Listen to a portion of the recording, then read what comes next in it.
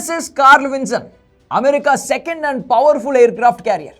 దీని గురించి ఇంకాస్త వివరంగా చెప్పాలంటే ప్రపంచాన్ని గడగడలాడించిన al Qaeda chief Osama bin Laden dead బాడీని సముద్రంలో ఖననం చేయడానికి ఈ యుద్ధ నౌకనే ఉపయోగించారు. అలాంటి పవర్ఫుల్ ఎయిర్ క్రాఫ్ట్ క్యారియర్ ఇప్పుడు ఇరాన్ దిశగా దూసుకెళ్తోంది. అది కూడా అణు నిరాయుధీకరణ డీల్పై రోమ్లో 2వ విడత చర్చలు మొదలవడానికి ముందే. దీంతో ట్రంప్ ప్లాన్ ఆఫ్ యాక్షన్ ఏంటో తెలియక టెహరాన్ ఉక్కిరిబిక్కిరవుతోంది. ఇంతకు America air craft carrier Arabia సముద్రంలోకి ఎందుకు ఎంట్రీ ఇచ్చింది? మొన్న B-2 బాంబర్లు, ఇప్పుడు యుద్ధ నౌక తరలింపు వెనక ట్రంప్ ప్లాన్ ఆఫ్ యాక్షన్ ఏంటి? అదే ఇవాళ టాప్ స్టోరీలో చూద్దాం.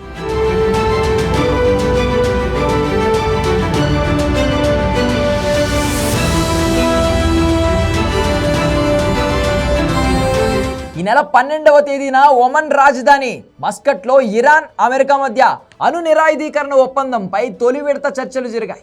అప్పుడే మరోసారి చర్చలు జరపాలని ఇరు వర్గాలు డిసైడ్ అయ్యాయి. ఈసారి చర్చలకు రోమ్ ఎంచుకున్నాయి.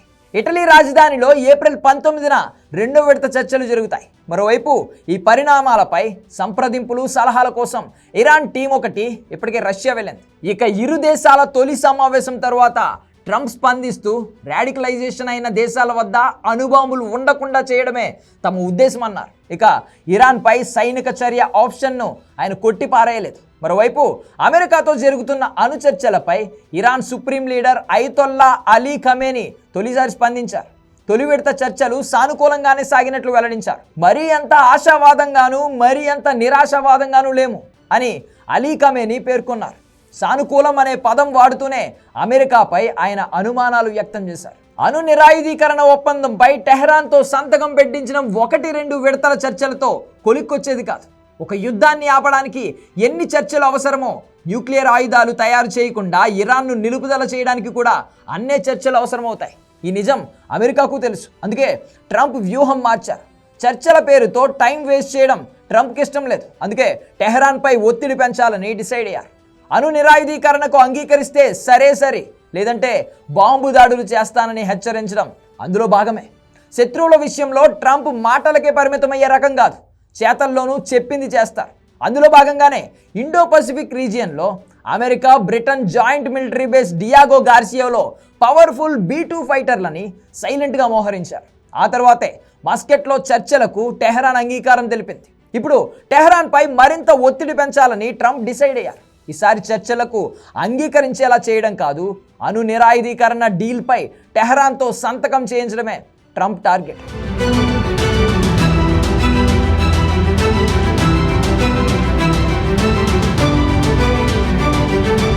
ఇరాన్ వెన్నులో వణుకు పుట్టించే విజువల్స్ ఇవే. దీని పేరే USS Carl Vinson, America second aircraft carrier.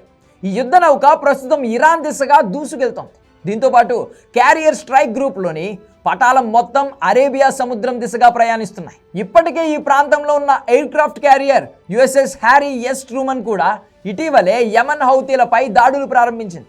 USS Carl Vinson యుద్ధ నౌకకు ఎన్నో ప్రత్యేకతలున్నాయి. అమెరికా నౌకదళంలో యుఎస్ఎస్ కార్ల్ విన్సన్ విమానవాహక నౌకను 1980లో ప్రవేశపెట్టారు. జార్జియాకు చెందిన ప్రముఖ నాయకుడు కార్ల్ విన్సన్ యుఎస్ నౌకదళానికి అందించిన సేవలకు గుర్తింపుగా ఈ నౌకకు ఆయన పేరు పెట్టారు. 1983 నుండి యుద్ధ నౌక సేవలు అందిస్తోంది. సాధారణ విమానవాహక నౌకలతో పోలిస్తే దీని పరిమాణం భారీగా ఉంది. అంతేకాదు శత్రువుపై దాడులు చేయడంలోనూ ఇది పవర్ఫుల్. యుఎస్ఎస్ కార్ల్ విన్సన్ నుంచి క్షిపణులను కూడా ప్రయోగించవచ్చు. యుద్ధ నౌక లక్ష్యంగా వచ్చే క్షిపణులను, టార్పెడోలను క్షణాల్లో గుర్తించగలిగే అధునాతన వ్యవస్థలన్నీ ఇందులో ఉన్నాయి. శత్రు దేశాలపై ఒక్కసారిగా దాడి చేయడానికి వీలుగా దీనిపై అధునాతన యుద్ధ విమానాలు, హెలికాప్టర్లు ఉంటాయి. ఈ నౌక ఇరాక్ యుద్ధంతో పాటు desert strike, southern watch, enduring freedom తదితర ఆపరేషన్లలో కీలక పాత్ర పోషించింది. ఈ నౌకలోనే బిన్ లాడెన్ మృతదేహాన్ని సముద్రంలో బరియల్ చేయడానికి తీసుకెళ్లారు.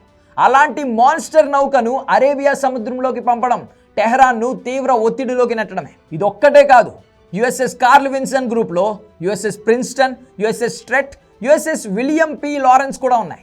వీటికి తోడు అమెరికా 5th ఫ్లీట్ కూడా దాడులకు సన్నాహాలు చేస్తాం. సో అణు నిరాయుధీకరణ చర్చలు కొలిక్కి రాకపోతే టెహరాన్పై దాడి చేయడానికి అన్ని ఏర్పాట్లు పూర్తి చేసుకుంటున్నారన్నమాట. ఈ నెల 19న చర్చలు కొలిక్కి రాకపోతే మిడిల్ ఈస్ట్లో మరో విధ్వంసకర యుద్ధం మొదలైన ఆశ్చర్యపోవాల్సిన అవసరం లేదు.